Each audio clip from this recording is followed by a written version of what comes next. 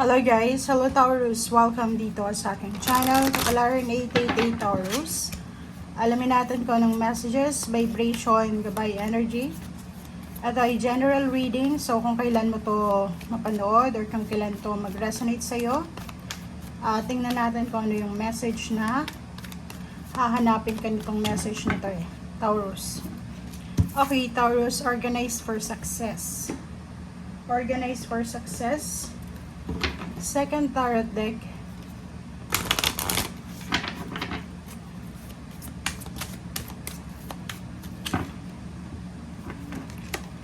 Making a difference. Wow. Okay. So, dito tayo sa first card, Taurus. Ang sinasabi sa'yo dito ng barahan na huwag kang matakot. Okay? Huwag kang matakot sa kung ano man na gusto mong mangyari sa buhay mo. Ang gagawin mo lang is dapat maging simple lang or simple way dito is yung assure mo sa sarili mo or ensure mo sa sarili mo na kung ano talaga yung goals mo, kung ano talaga yung purpose, kung ano talaga yung target mo. Okay? So dito sinasabi na organize mo yung isip mo, yung ginagawa mo, yung behavior mo, yung routine, yung priority, emotional and then financial. Para simplifying life lang to. Okay? And especially yung finances mo, make sure na i-manage mo siya ng tama. Making difference, may inner light shines far and wide. So, sinasabi na explore, 'di ba? Adventure, parang ganon. Mag-explore ka sa mga possibilities na pwedeng i-offer sa iyo ng universe or yung mga unknown, yung mga bagay-bagay na medyo risky, pero alam mo na worth it naman. Explore. Okay? Explore mo yung horizon. Explore mo yung nangyayari sa ngayon. Or explore mo habang bata ka pa, kung medyo bata ka. Pero kung may edad ka na, siguro ang gagawin mo ngayon is maging klaro ka na lang sa kung ano yung target mo, sa kung anong priority mo, sa kung ano yung talagang kailangan ng energy sa buhay mo. Diba? Yung parang, huwag nating sayangin yung oras. I-organize natin yung oras natin, yung sarili, sa kung ano talagang gusto natin. Okay. First card, second card. Okay, 2 of Wands and 3 of Coins. So, nakikita ko may mga Taurus dito na pwedeng ang dami-daming offers, financial offers, businesses, career, work, or anything na may related siya sa money.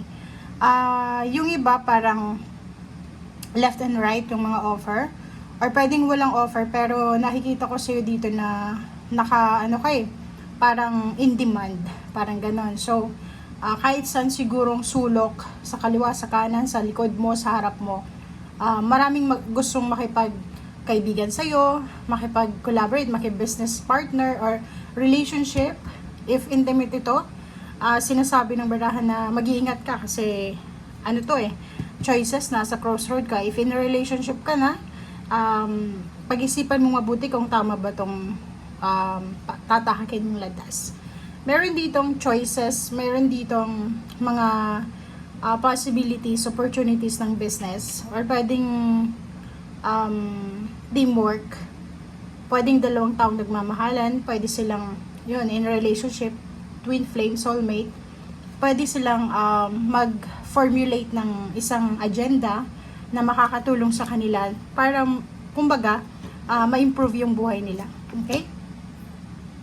So, nakikita ko sa'yo dito na buong-buo yung kalooban mo kasi ayaw mong 4 and 5 to 5 and 4. So, ibig sabihin, nakaranas ka ng mga scarcity, diba? Nakaranas ka ng sobrang paghihirap, emotional, financial, for several months siguro, and ayaw mo nang balikan pa. So, handang-handa kang suungin kahit na anong opportunities na pwedeng i-offer sa'yo ng universe. So, kung makikita mo dito, tingnan mo, may mga contract signing or may mga offer ng contract, pwedeng mag-asikaso ka ng mga documents or any paperwork ito, kasi needed mo siya, kasi kailangan mo, or kasi requirements, parang ganito. Okay, 3 of Swords and the Sun. So, from sadness, from loneliness, from nothing to parang abundant energy. So, happiness. Parang sinasabi sir dito ng barahan na iiwanan mo na yung malungkot na yugto ng buhay mo. Kasi papasok ka na dito sa The Sun eh. The Sun is the most happiest siya. The happiest tarot sa lahat ng tarot deck. So, sinasabi sa'yo dito ng The Sun na pwedeng yung mga pinagdaanan mo from your past, yung luha na iniluha mo, parang sinalo siya ng iyong angels and then ginamit siya as parang blessings, parang yung natural na message dito is nasaktan ka and then siguro ngayon puro na lang siya kaligayahan yung parating sa'yo, Taurus.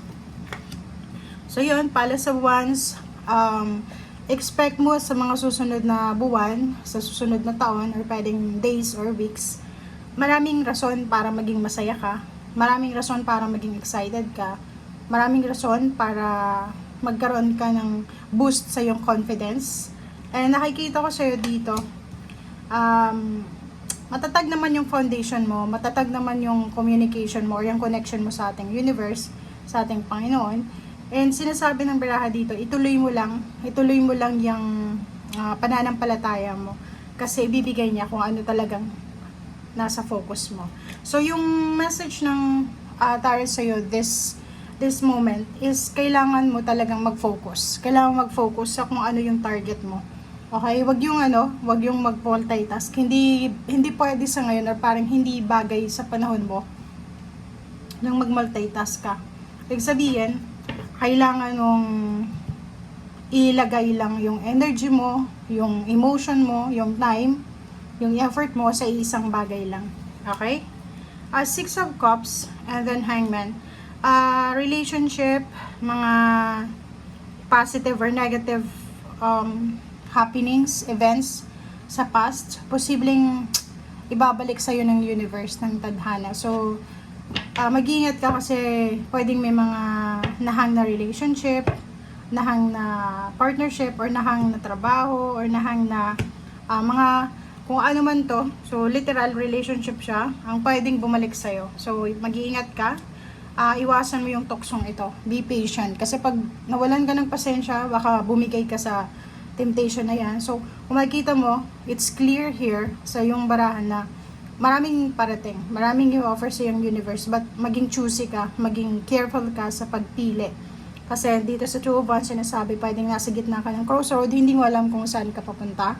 So, kung masalubong mo along the way ng success mo, yung mga dati mong kakilala, dating karelasyon, or dating naging source ng happiness mo, pwedeng magkaroon ka ng temptation na balikan sila. Ang problema kung mayroon ka ng karelasyon ngayon. So, kawawa naman siya. Okay? Thank you guys. Bye!